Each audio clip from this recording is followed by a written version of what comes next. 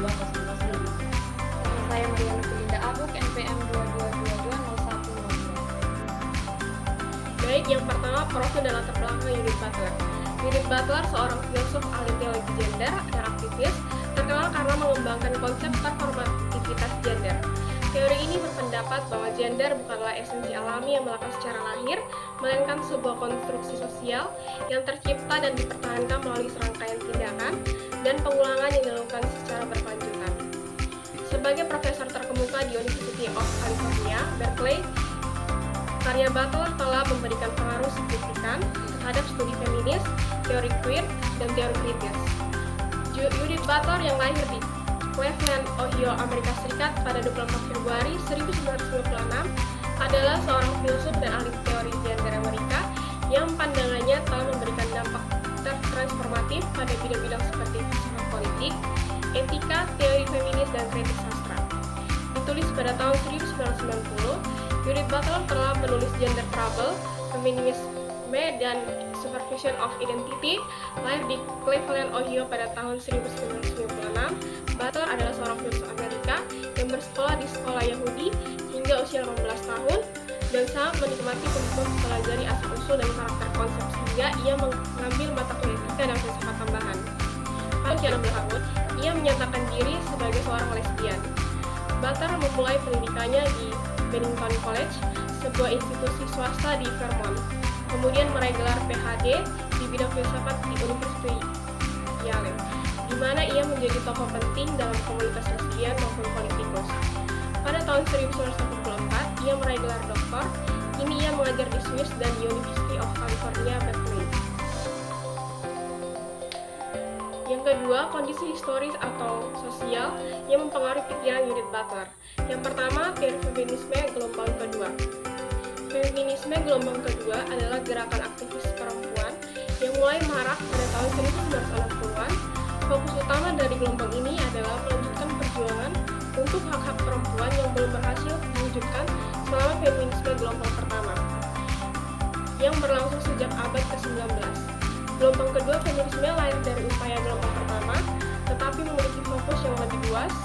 Isu-isu yang diperjuangkan mencakup seksualitas, kehidupan keluarga, pekerjaan rumah tangga, ketidakadilan di tempat kerja, hak reproduksi, hingga masalah ketidaksetaraan yang terjadi dalam kenyataan ketidaksetaraan legal yang masih ada. Jika gelombang pertama berjuang untuk kesetaraan hukum semata, gelombang kedua menuntut kesetaraan yang nyata. Yang kedua, pemikiran post-strukturalis dan ide dari filsafat Prancis.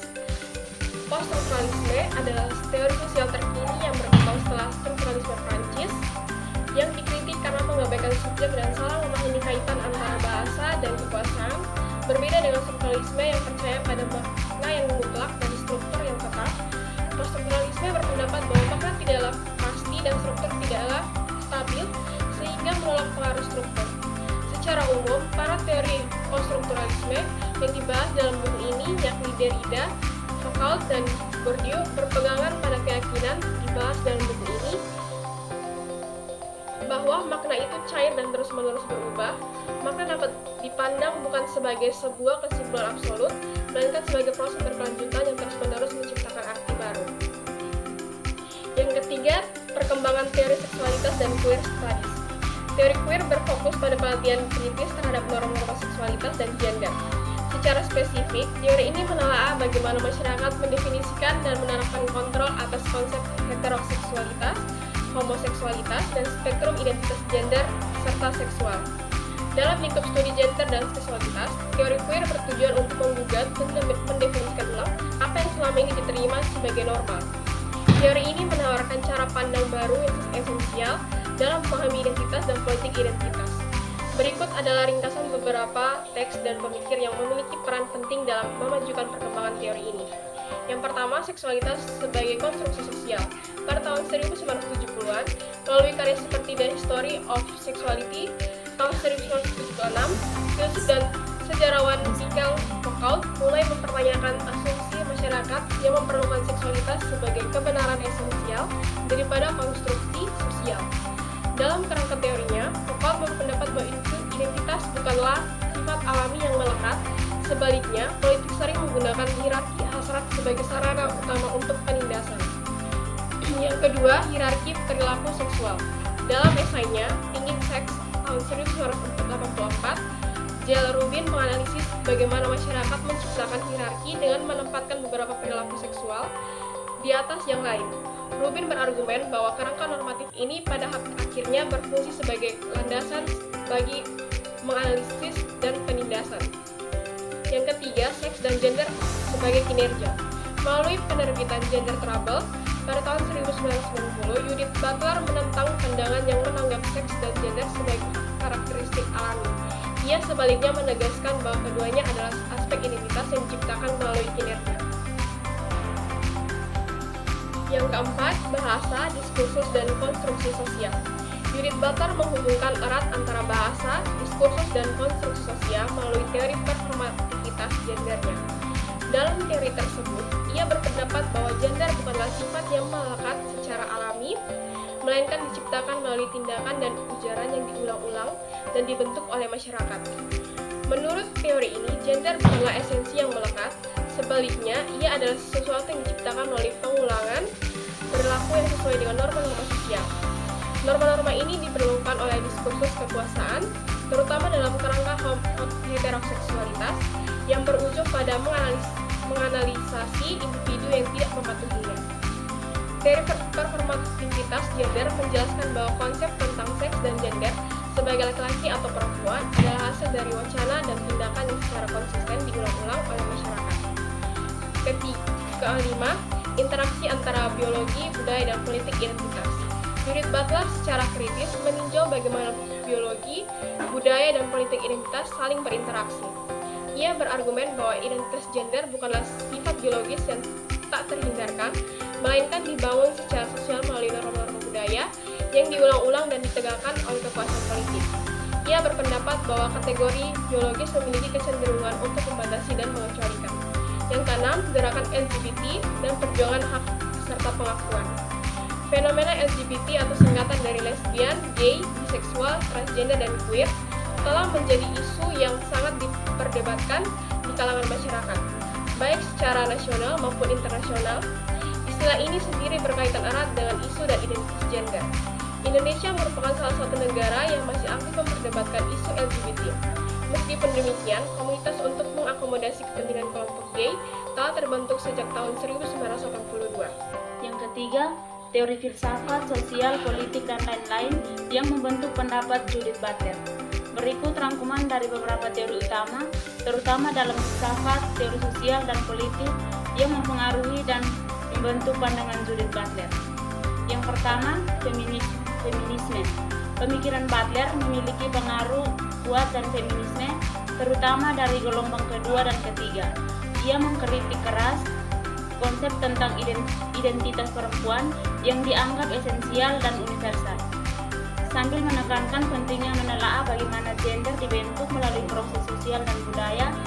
Dalam bukunya Gender Trouble, Feminism and the Subversion of Identity, Butler berpendapat bahwa kategori perempuan itu sendiri bermasalah karena secara keliru mengasumsikan adanya kesamaan dan pengalaman dan kepentingan di antara semua perempuan, padahal realitasnya jauh lebih beragam dan kompleks.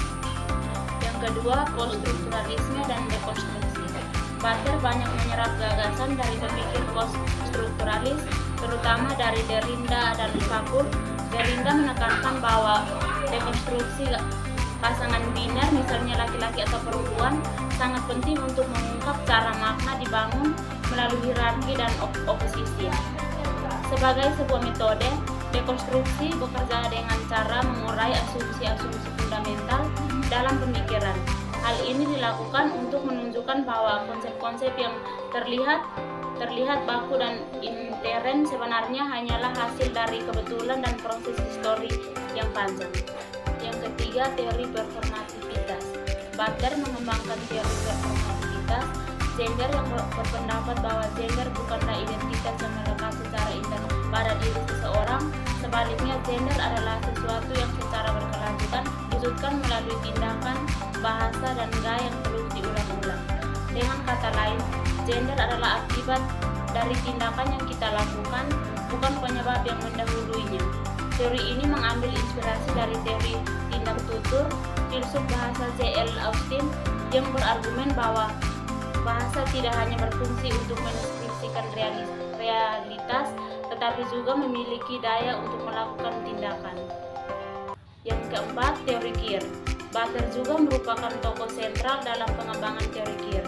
Teori ini mempermasalahkan kategori identitas seksual dan gender yang dianggap stabil dan padu, serta menganalisis cara norma-norma heteroseksual mengontrol dan membatasi kehidupan seseorang. Teori queer menyoroti pentingnya merayakan beragamnya ekspresi gender dan seksualitas yang ada. Teori ini secara tegas menolak segala upaya untuk menstandarisasi atau mengasimilasi atau menyamakan identitas-identitas yang unik dan berbeda. Yang kelima, politik identitas. Butler menentang politik identitas karena dianggap mengesensialkan atau menganggap alami dan mengekang definisi identitas kelompok tertentu. Butler menemukan bahwa penekanan yang berlebihan pada identitas yang kaku justru dapat menghambat terbentuknya solidaritas dan aksi politik yang lebih inklusif. Yang keempat, pembahasan mendalam tentang gagasan inti yang dikemukakan oleh Judith Butler. Gagasan inti Judith Butler adalah performativitas gender yang berpendapat bahwa gender bukanlah sifat yang melekat secara biologis, melainkan konstruksi sosial yang diciptakan dan diperbuat melalui pengulangan tindakan dan perilaku kita sehari-hari.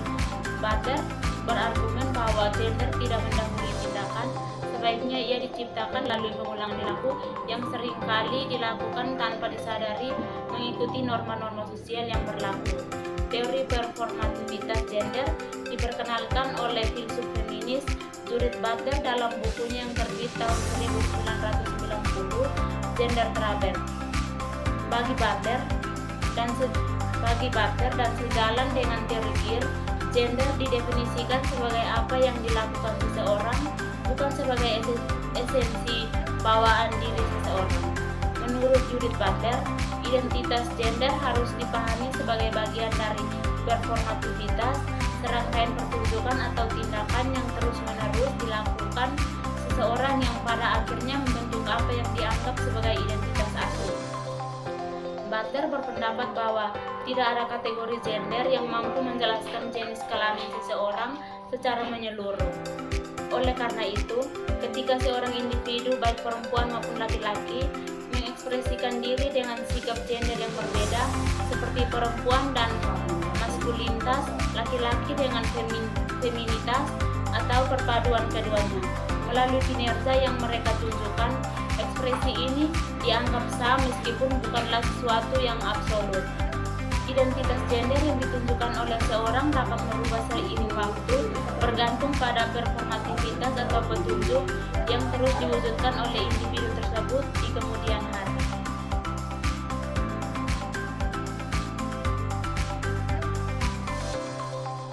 Memperluas pemahaman tentang konstruksi sosial gender. Menurut teori performativitas gender, Judith Butler menegaskan bahwa gender bukanlah identitas biologis yang bersifat statik, melainkan yang dihasilkan dari pengulangan praktik sosial, budaya, dan wacana.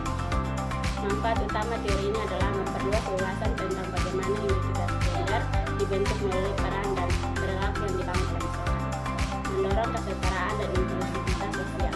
Manfaat substansial dari teori Butler adalah memberikan ruang bagi pengakuan individu dengan identitas gender non-biner, transgender, dan queer dalam sistem sosial.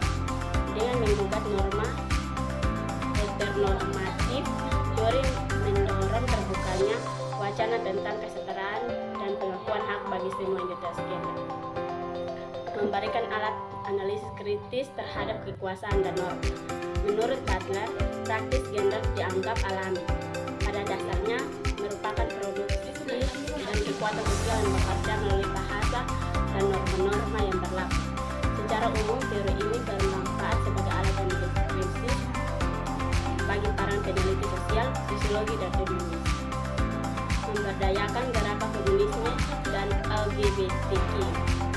Teori Butler memperkaya feminisme dengan cara mengalihkan fokus dari identitas yang stabil menuju identitas yang cair.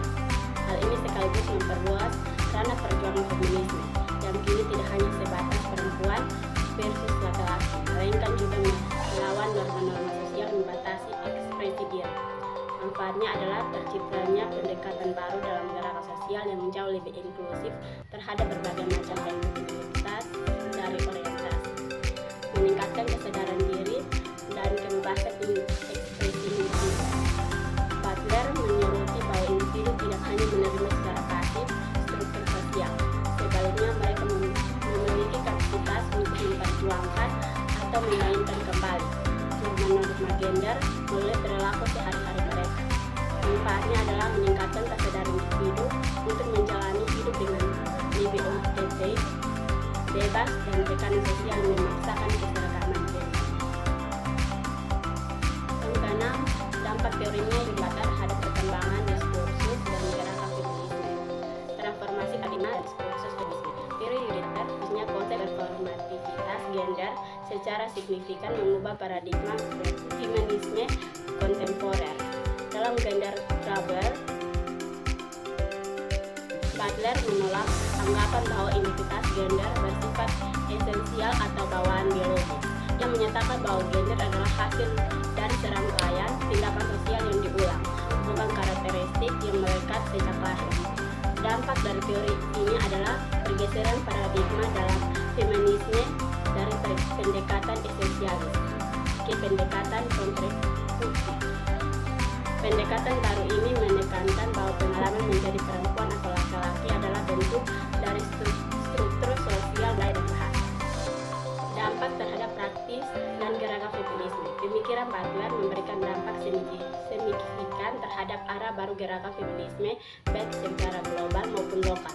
Berkat kritiknya terhadap heteronormatif, feminisme kini lebih terbuka terhadap beragam ekspresi gender serta bentuk-bentuk relasi sosial yang tidak terikat pada struktur. Yang pertama, teori performatif menjadi landasan utama bagi gerakan sosial yang memperjuangkan hak kelompok dan individu non-biner. Dalam konteks ini, feminisme berkembang menjadi gerakan yang jauh pluralis dan inklusif. Yang kedua, pemikiran Butler ikut menggerakkan perjuangan hak asasi manusia untuk menolak diskriminasi yang didasarkan pada ekspresi gender dan orientasi seksual. Di Indonesia, ide ini diwujudkan dalam upaya advokasi organisasi seperti Komnas Perempuan dan Arus Pelangi yang mendesak perlindungan hukum bagi kelompok rentan. Yang ketiga, teori Butler membentuk gerakan feminisme membongkar struktur kekuasaan yang menindas melalui mekanisme bahasa dan norma. Sebagai contoh, di Indonesia, teori ini digunakan untuk menganalisis peran sosial yang dikorupsi bagi perempuan dalam bidang politik, keluarga, dan agama. Dampak dalam konteks Indonesia. Pemikiran Judith Butler kini mulai mempengaruhi kajian feminisme dan wacana gender di Indonesia. Sejumlah penelitian menerapkan konsep performativitas untuk meninjau kembali pemahaman masyarakat mengenai gender dan seksualitas. Yang pertama, dekolonialisasi gender dalam pendidikan dan agama. Sebuah studi yang diterbitkan dalam jurnal masukan IAKN Toraja menerapkan teori Butler untuk mengungkapkan bahwa konstruksi gender dalam kurikulum pendidikan teologi seringkali terikat pada norma heteronormatif dan kolonial. Oleh karena itu, penelitian tersebut menekankan perlunya tafsiran ulang agar materi pendidikan menjadi lebih inklusif dan menghormati keberagaman identitas masukan IAKN Toraja. Yang kedua, analisis budaya populer dan sastra. Penelitian terhadap kumpulan cerita pendek Sanubari Jakarta karya Laila Nurasisa menerapkan teori queer Butler untuk mengungkap representasi identitas lesbian dan non-biner. Representasi ini secara tegas menentang batasan moral dan sosial yang ada di masyarakat urban Indonesia. Yang berikut penying ketujuh tentang kritik-kritik terhadap teorinya Judith Butler. Yang pertama, kritik teoritis terhadap kompleksitas dan abstraksi. Salah satu perubahan utama terhadap pemikiran Butler adalah gaya bahasanya yang sangat abstrak sehingga sulit diakses. Banyak akademisi berpandangan bahwa kompleksitas bahasa tersebut membuat teori performativitas sukar dipahami dan diterapkan dalam realitas sosial. Selain itu, penekanan Butler yang berlebihan pada aspek wacana dianggap mengabaikan konteks material analisis gender, seperti kondisi ekonomi, kekerasan, dan ketidakadilan sosial yang dialami perempuan. Yang kedua, kritik terhadap konsep subjek dan identitas politik. Butler menolak konsep subjek gender yang eksis sebelum wacana berargumen bahwa identitas selalu dihasilkan melalui tindakan dan bahasa sosial. Namun, pandangan ini menimbulkan masalah dalam politik feminisme jika identitas perempuan dianggap hanya konstruksi dan tidak stabil, landasan solidaritas dan advokasi politik perempuan menjadi tidak kuat. Yang ketiga, kritik terhadap strategi praktis dan normatif. Para kritikus juga menyoroti bahwa Butler telah menggunakan panduan praktis atau strategi normatif yang jelas untuk mengatasi kesetaraan gender, meskipun Butler menekankan bahwa perlawanan terhadap norma melalui subversi performatif, ia tidak menyediakan arahan konkret tentang cara mengubah kebijakan publik, sistem hukum, atau institusi sosial. Yang keempat, kritik terhadap risiko eurosentrisme dan ketidaksesuaian budaya non-barat. Teori Butler sebagian besar dikembangkan di lingkungan barat, khususnya masyarakat liberal dengan tatanan sosial yang sekuler.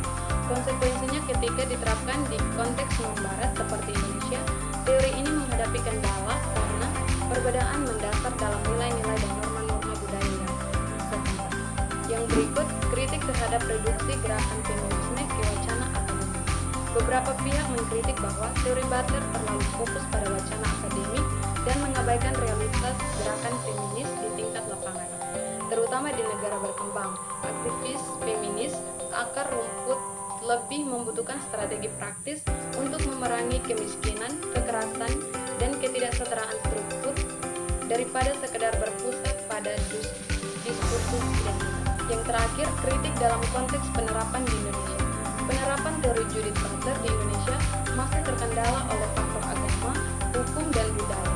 Norma sosial yang dominan cenderung memandang gender sebagai suatu yang tetap dan benar. Padahal, teori performativitas berusaha meruntuhkan batasan-batasan tersebut. Akibatnya, muncul penolakan di berbagai lembaga, terutama di sektor pendidikan, hukum, dan keagamaan. Baik, poin yang terakhir, untuk tesis yang berasal dari teori Judith Butler, cantumkan setidaknya 3 judul, masalah, dan tujuan penelitian. Yang pertama, judul Dekonstruksi Identitas Non-Biner melalui Performativitas di Budaya Populer. Masalah penelitian, bagaimana representasi identitas non-biner dalam budaya populer, misalnya film, musik, menggunakan konsep performativitas gender Butler untuk menantang biner gender tradisional. Tujuan penelitian, menganalisis bagaimana karakter non-biner di media populer mengkonstruksi dan mengekspresikan identitas mereka melalui tindakan dan gaya yang berulang, serta mengeksplorasi bagaimana performativitas ini dapat digunakan untuk mendestabilisasi norma gender yang ada. Yang kedua, judul Performativitas Maskulinitas dalam Iklan Televisi, sebuah studi dekonstruksi. Masalah penelitian, bagaimana iklan televisi menggunakan representasi maskulinitas untuk mengkonstruksi dan memperkuat gagasan maskulinitas hegemonik, serta bagaimana hal ini berkaitan dengan teori performativitas. Tujuan penelitian, mendekonstruksi ide-ide tentang maskulinitas dalam iklan dengan menganalisis bagaimana karakter laki-laki di dalamnya berperilaku, berpakaian, dan berinteraksi, dan bagaimana representasi ini menunjukkan sifat performatif dari konstruksi gender. Yang ketiga, judul Kinerja dan Performativitas Identitas Gender Transgender di Media Sosial atau Instagram. Masalah, bagaimana individu transgender menggunakan media sosial untuk secara aktif menegaskan identitas gender mereka, dan bagaimana hal ini mencerminkan teori performativitas gender Butler. Tujuan penelitian, memahami strategi-strategi performativitas yang digunakan oleh individu transgender di media sosial seperti unggahan foto, biodata, dan interaksi untuk membentuk dan mengkomunikasi identitas gender mereka. data, serta menganalisis bagaimana ruang digital ini memungkinkan negosiasi dan artikulasi identitas yang lebih bebas dari normativitas gender. Baik, kami akan menjawab beberapa pertanyaan yang diberikan untuk kelompok kami terkait teori feminisme Judith Butler. Dengan pertanyaan pertama, bagaimana relevansi teori performativitas gender Butler dalam menjelaskan dinamika ketimpangan gender di masyarakat yang masih corak patriarkal dan heteronormatif seperti di Indonesia, terutama dalam konteks perjuangan feminisme lokal? Jawaban, relevansi teori performativity gender Judith Butler dalam konteks masyarakat patriarkal dan heteronormatif seperti di Indonesia dapat dijelaskan sebagai berikut. Yang pertama, gender sebagai tindakan bukan sifat tetap. Butler mengatakan bahwa gender bukan bawaan lahir tapi hasil dari tindakan, ucapan, dan kebiasaan yang diulang. Di masyarakat patriarkal Indonesia, laki-laki dan perempuan sering ditekan untuk mengikuti aturan tertentu. Laki-laki harus kuat dan dominan, perempuan harus patuh dan lemah lembut. Teori ini membuat kita melihat bahwa ketimpangan gender terjadi karena perilaku yang terus diulang, bukan karena kodrat alami. Yang kedua, membongkar norma heteronormatif. Dalam masyarakat heteronormatif, dianggap norma jika laki-laki tertarik pada perempuan dan sebaliknya.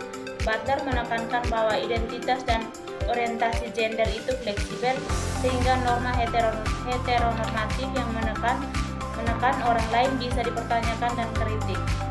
Ini relevan untuk memperjuangkan hak LGBT di Indonesia sekaligus menantang gender tradisional. Yang ketiga, alat bagi feminisme lokal. Aktivis feminisme lokal bisa menggunakan perspektif Butler untuk mengubah praktik sosial yang penindasan perempuan, misalnya mendorong perempuan untuk mengejar pendidikan, karir, atau peran kepemimpinan tanpa merasa melanggar kodrat.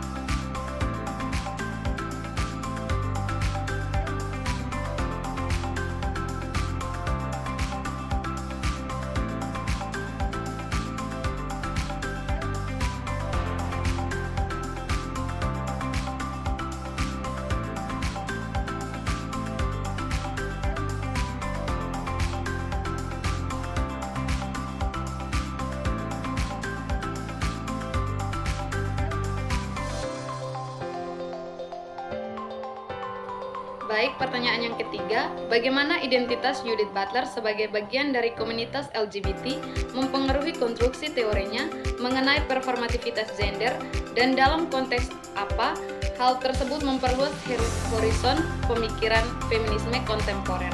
Apakah teori queer atau pemikiran Butler masih mempertahankan dimensi material perjuangan feminisme seperti akses ekonomi, politik, dan hukum, atau lebih menekankan aspek simbolik dan dari ketimpangan gender? Jawabannya, identitas Judith Butler sebagai bagian dari komunitas LGBT sangat mempengaruhi cara dia memikirkan gender dan feminis. Yang pertama, pengaruh identitas LGBT pada teori performativitas.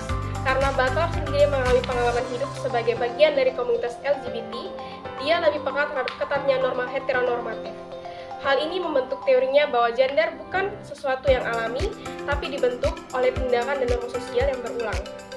Pengalaman pribadinya membuat dia bisa melihat bagaimana norma sosial membatasi bukan hanya perempuan heteroseksual, tapi juga individu LGBT. Yang kedua, perluasan pemikiran feminisme kontemporer.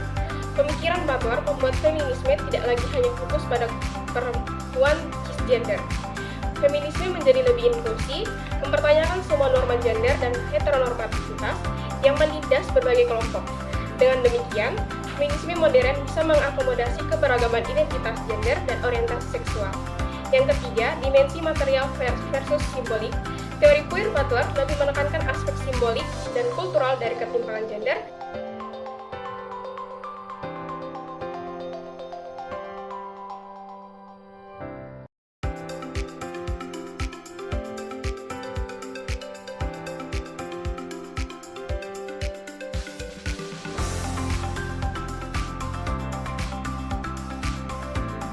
Demikian presentasi singkat dari kelompok kami terkait teori feminisme Judith Butler. Kami pamit undur diri. Sekian dan terima kasih.